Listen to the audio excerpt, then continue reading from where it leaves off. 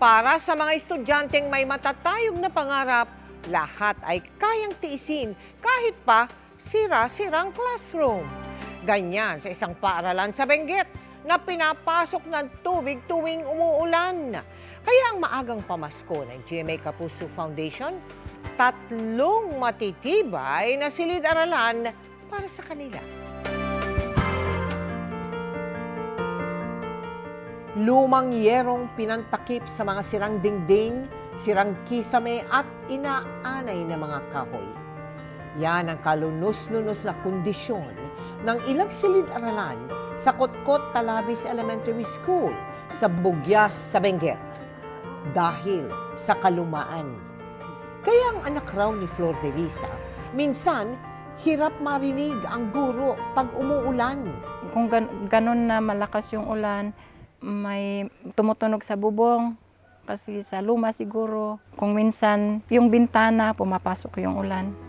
At para hindi na mahirapan ng mga mag-aaral, ang GMA Kapuso Foundation magpapatayo ng 3 Kapuso classroom na may mga comfort room sa Kotkot Talabis Elementary School. Pinili namin yung mga eskwelahan kasi yan ay nasa Vegetable Farming District ng Benguet. Nababahala talaga kami kasi yung mga bagyo na dumaan dito talagang pinahirapan kayo. At dahil bulubundukin, magpapalagay tayo ng riprap para masiguro ang kaligtasan ng mga mag-aaral. Yun yung purpose ng riprap natin sa baba para mapigilan yung pagguho ng ating pundasyon. Kaya rin ito ang hanggang signal number 5 na bagyo at magnitude 8 na lindol. At bilang maagang pamasko, namahagi tayo ng give-a-gift bags para sa kinder hanggang grade 6 na estudyante. Malaking epekto sa pag-aaral ng isang bata ang maagang panlalabo ng mata. Kaya upang maagapan ang ganitong sitwasyon, libreng check-up sa mata at libreng salamin ang handog ng GMA Kapuso Foundation sa mga estudyante sa Biliran Province sa ilalim ng 2020 Kapuso Eye Project. Para mabasa ng malinaw ang aralin, tinatakpan ni Lynn ang kanyang mukha at nagiiwan lang ng maliit na espasyo para sa kanyang mata. Kasalukuyang nasa grade 6 si Lynn. Hindi tuloy niya maiwasang mahiya sa mga kaklase. Malabo na daw hindi siya makakita ng maayos. Gusto niya ng medyo madilim. Wala naman kami pera pa-check up sa kanya. Ang grade 9 student namang si Angel, kahit nakaupo na sa unahan ng klase, kinakailangan pa niyang isingkit ang mga mata para mabasa ng maayos ang nasa pisara. Simula nung grade 7 ako, pag tumitingin kami sa blackboard at sa mga laptop, mas lumalabo na yung pagtingin ko. Malabo tsaka masakit na siya sa ulo. Ginagawa mong maliit lang yung tunnel vision, ibig sabihin, para yung light concentrated pumapasok sa loob ng mata para mas makita ka. Kulang nang yung magnification ng mata, kaya kailangan nang magsalamin ng patient. Kaya sa ilalim ng Kapuso 2020 Eye Project ng GMA Kapuso Foundation, katuwang ang Ideal Vision, libreng eye check-up at libreng salamin ang handog natin sa 100 mag-aaral sa Biliran Province. Maraming salamat talaga GMA Kapuso. Lumakbay kayo dito sa Biliran. Malaki talagang tulong nito, lalo na sa kanilang pag-aaral. Nakatanggap din sila ng food packs at hygiene kits.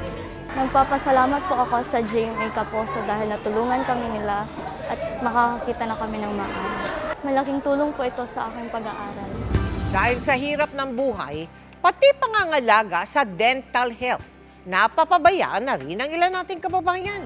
Ang iba nagtitiis na lang sa mga pamahid para maibsan ang sakit ng kanilang ngipin. Tinugunan niya ng GMA Kapuso Foundation at nagsagawa ng dental mission sa Bayambang, Pangasinan. Tuwing sumasakit daw ang ngipin ni Janjan, liniment oil o pamahid para sa masakit na kasukasuan ang kanyang ipinapahid sa pisngi.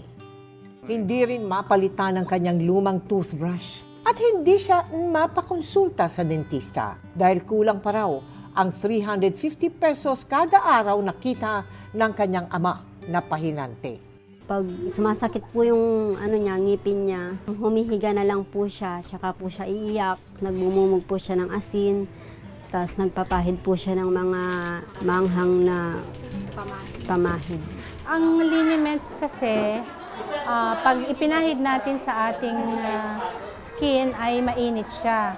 So kung may infection ang ngipin natin tapos ipahid natin sa pisngi, siya ay mag-a-attract ng infection, magkukos ng paglabas ng infection doon sa pisngi. Sa ilalim ng ating Linis Lusog Kapusong Kabataang Project, katuwang ang Philippine Association of Private School Dentists. Pinuntahan natin ang 4 na paaralan na may kapuso classroom sa Bayambang sa Pangasinan at nagsagawa ng libreng dental check-up at bunot sa 1,500 mag-aaral, kabilang na si Jan Jan. May fluoride varnish application din para maging matibay ang ngipin at makaiwas sa tooth decay. Nagbigay rin tayo ng hygiene kits at vitamins. Maraming salamat po, di nasasakit ang ngipin ko at makapag-aral ako ng mabuti.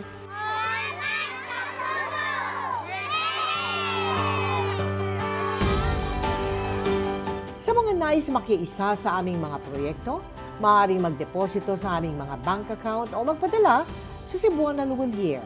Pwede ring online via GCash, Shopee, Lazada at Globe Rewards.